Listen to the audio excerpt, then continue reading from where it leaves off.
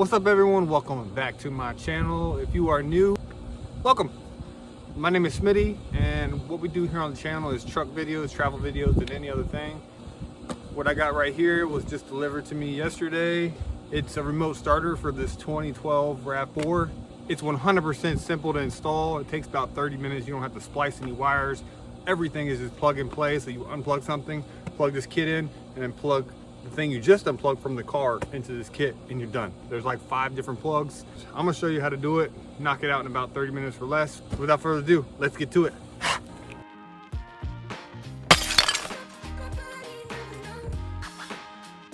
All right, so here's everything you're working with.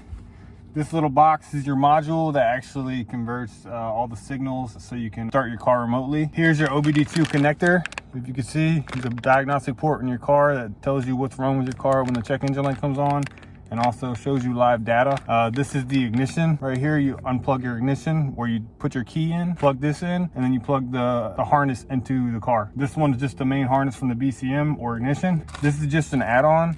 It's a long range remote, so it allows me to remote start my car a mile away from my car if there's no obstructions or trees or buildings. Last but not least is a towel. It's a microfiber towel. It's to help prevent static electricity when you're dealing with electronics, and it's also nice and soft.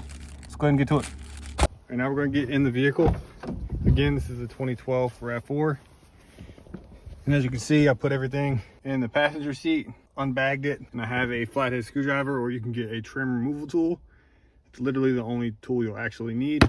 First thing you're gonna do is take apart the dash. You have this shroud around the assembly of the steering wheel. You're going to separate them. You see how it's 2 pieces? Separate them and then remove the bottom half, and then also pop this panel out right here. All right, so all I did here, I took my screwdriver, I wrapped the sock around it to give it something soft, and then I pried up right where this headlight switch is, and it popped down just like that. Then all you gotta do is just remove it. And then the lower portion of the dash you want to take off, you need a Phillips head screwdriver, and then there's a screw right there, and then another one right in there. Take those 2 screws out, and then literally just pull it. It pops.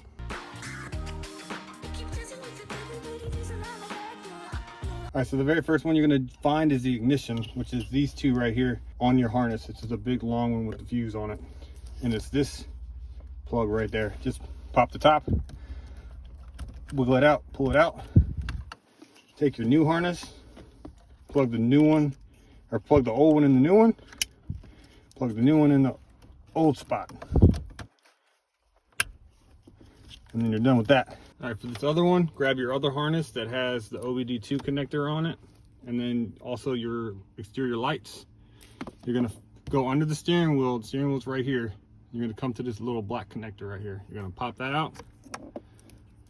Find this one, looks exactly like it. Put the new one in the old one, and then plug the old one into the new connector. Then what you're gonna do, you're gonna zip tie these together and make it all nice and pretty, and then run it all the way down the center, just like that.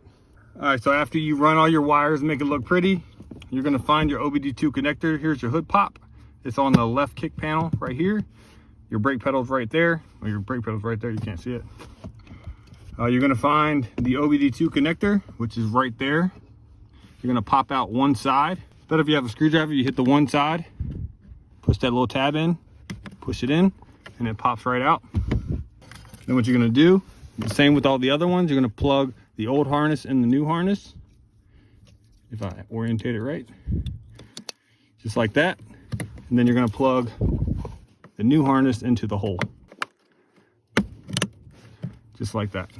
And then next we're gonna program the harness. I also wanted to show you how I zip tied it. So I put a zip tie right here. I don't know if you can see it, it runs around the majority and then pulls it up into itself. I also ran a zip tie right here. You probably can't see that, but I pulled it up against itself. And then I ran the wires over that bar right there. All right, so now we're gonna program our modular. Here's our module right here. The first thing you wanna do is you're gonna find the little wires with 3 connectors on it. There's 2 black and 1 blue. One black is bigger than the blue, and then grab your modular. You're gonna go to the side, not with the yellow on it, but just the black and blue. Plug your black one, plug your blue one in, plug your big black one in, and then go to the other side with the other black one and then plug it into the opposite side beside the white. After you do that, you're going to grab the main harness, which is the big black one. There's a button right here on the side. You're going to hold that button down and then plug in the black one.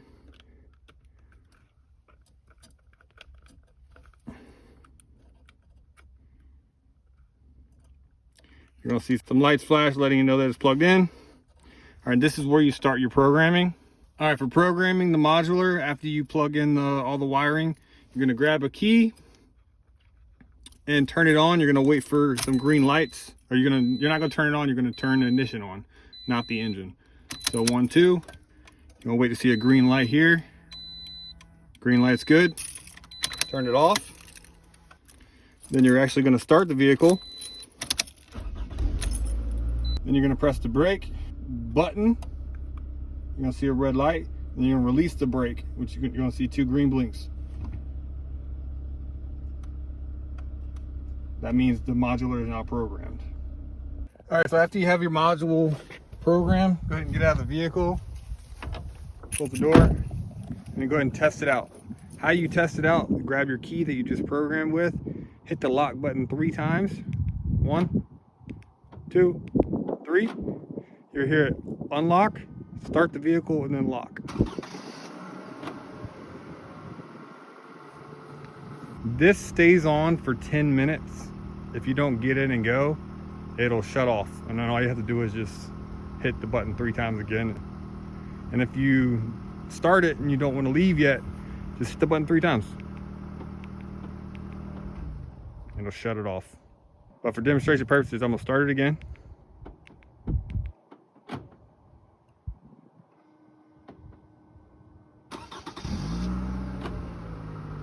Walk up to the vehicle. See, it's locked. I'm gonna unlock it. The good thing about this kit is it does not turn off when you open the door.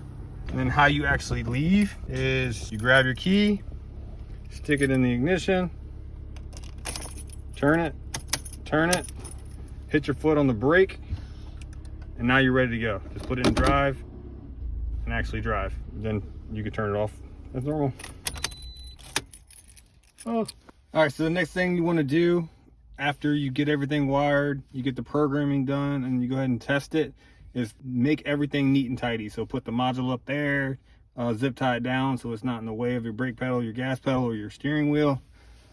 And then if you don't have the long range remote or the app modular, you're done. Just put the panels back on, put this piece back on, you're good.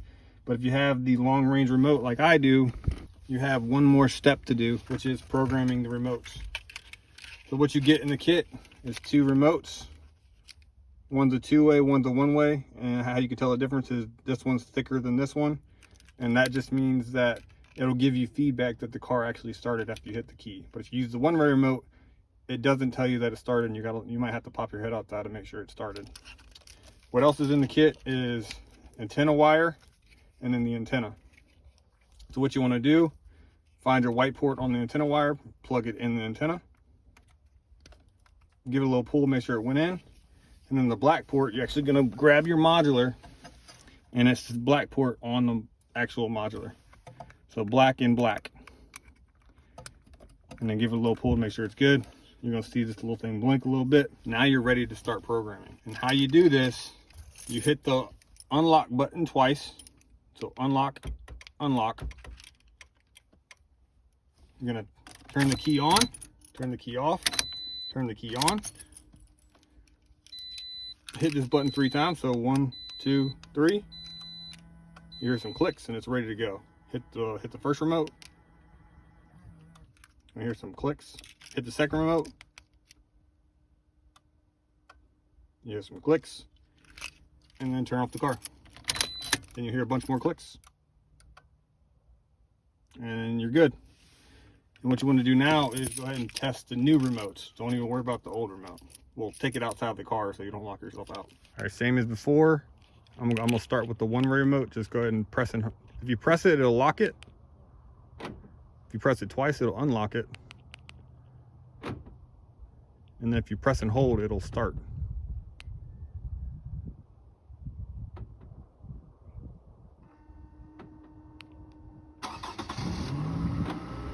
Simple as that. Now that means the one-way remote is good and ready. I'm gonna go ahead and turn the car off. So the two-way remote, this is the one that gives you feedback after you start the car. So the same thing, it's one is lock, two is unlock. You hear the beep, that lets you know it locked and it unlocked. If you press and hold,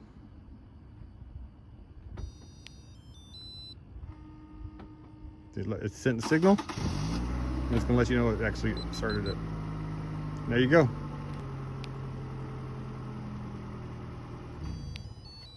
And just shut it off. Hope you enjoyed. Hope you learned something. Go ahead and do this to your car. Thanks for watching.